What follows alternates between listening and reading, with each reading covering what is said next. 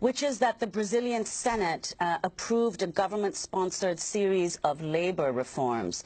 So could you tell us about those reforms and how the approval by the Senate, as reports are suggesting, might boost the Temer government? Temer himself, of course, facing corruption charges, as you mentioned, and in fact, Brazil's first sitting head of state to be formally charged with a crime.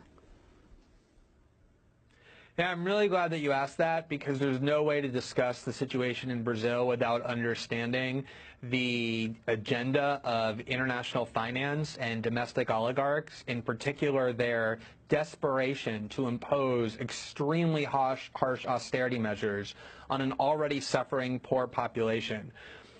Michel Temer, shortly after he was installed as president, came to New York and spoke to a gathering of hedge funds and foreign policy elites in New York and said that the real reason Dilma was impeached was not because of these budgetary tricks she was accused of using, but it was because she was unwilling to impose the level of austerity that international capital and the business interest in Brazil wanted.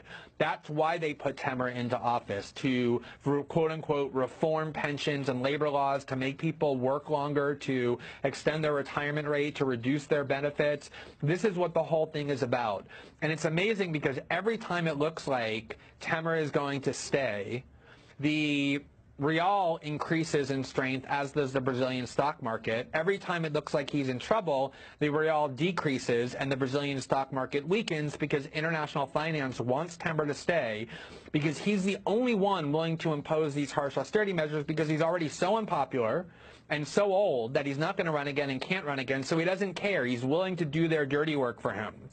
At the same time, yesterday, when Lula got convicted and it looked like, or the court has declared him ineligible to run again in 2018, what happened to the real? It skyrocketed against the dollar. The Brazilian stock market boomed because international finance wants the right to take over and continue to maintain power in Brazil. So everything is about the underlying attempt to take away the benefits from the nation's poor that PT has legislated for them, to make people work longer hours, to make them have fewer benefits, to transfer wealth from the laborers in this country and the poor in this country back to the oligarchs. That's why Dilma was removed. That's why Michel Temer is in power. That's why they want to make Lula ineligible. And so that is absolutely what lurks at the center of all of this intrigue.